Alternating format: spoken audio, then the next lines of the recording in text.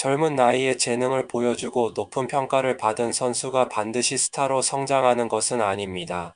부상과 압박으로 인해 컨디션이 떨어지는 선수도 있고, 경기 외적인 문제로 인해 활약의 기회를 잃는 경우도 많습니다.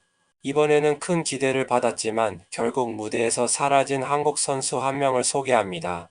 이승우. 생년월일 1998년 1월 6일. 주요 소속 클럽 바르셀로나, 엘라스 베로나 등. 현 소속팀 전북 현대모터스. 이승우는 13세의 나이에 바르셀로나 유소년팀 라 마시아에 입단하며 엄청난 잠재력을 보여줬다. 2014년 AFC U-16 챔피언십에서 일본 U-16 대표팀을 상대로 약 50m 단독 드리블 후 득점에 성공하며 한국의 메시라는 별명을 얻었다.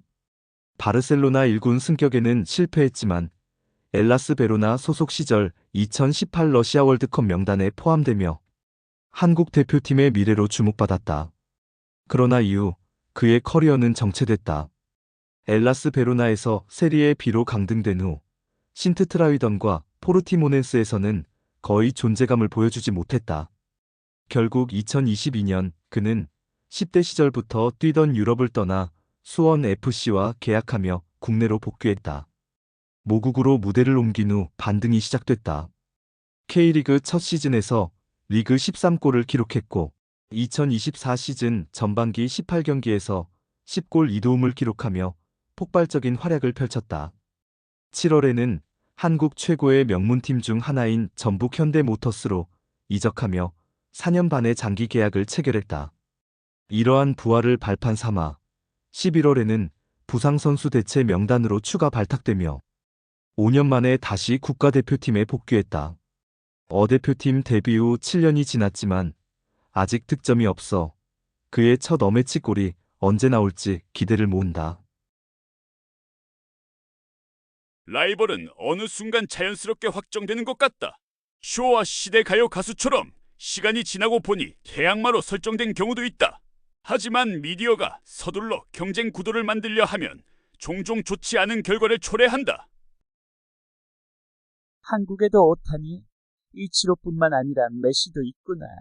하지만 젊은 선수의 초기 성적으로만 과대평가하는 것은 위험하다. 오타니도 베이브 루스를 넘었다는 평가를 받기까지 오랜 시간이 걸렸다. 한국은 한국이 메시, 한국이 이치로 같은 표현을 너무 좋아한다. 실적을 쌓은 후에 그런 말을 해야 하는데 한국 미디어 수준을 알 것 같다. 한국에서 두각을 나타내지 못한 일본이 사라진 천재들도 많지 않을까. 나는 한국을 좋아하지 않지만 반한 감정을 조장하는 기사는 자제했으면 한다. 이런 선수들은 수없이 많다. 반대로 무명이었다가 성공한 선수들도 많다. 결국 스포츠란 그런 세계다. 이승우가 쿠보의 라이벌로 평가되던 시절 한국 언론은 쿠보를 신경도 쓰지 않는다는 식이었다. 한국에서는 메시, 호날두, 홀란드, 네이마르가 계속해서 나오는구나. 정가는 없다 아마도. 작년 10월 대표팀에 뽑힌 선수를 사라졌다고 표현하는 건 좀 아니지 않나. 아직 현역에서 뛰고 있는 선수에게 신뢰다. 결과적으로 일본으로 돌아간 것이 오히려 좋은 선택이었을 수도 있다. 비교 대상이 이상하다고 생각한다. 결국 자국에서만 통하는 선수라는 뜻이다. 사라진 천재라니 히라야마가 떠오른다. 과거에는 일본 선수들도 그랬다. 누구? 이승우를 포함한 한국 바르사 삼총사 시절 한국 언론은 호기롭게 떠들었다. 하지만 가장 성공한 이승우조차 이런 상황이고 장결희는 23살에 은퇴했다. 타케쿠보와 비교도 안 된다. 한국의 메시 같은 표현은 상관없지만 한국의 이치로나 일본의 손흥민처럼 일본 선수들을 엮는 건 그만했으면 좋겠다. 전북 현대에서 잘 뛰고 있는 선수를 사라졌다고 하는 건 말이 안 된다. 그리고 일본의 위협이 아니라느니 하는데 너희 기자들은 일본 국적일 뿐 실력은 미얀마에서도 통하지 않을 거다. 일본의 위협이고 뭐고 어차피 일본과 몇 년째 제대로 된 경기를 안 하고 있으니 축구적으로는 거의 관계없는 나라다.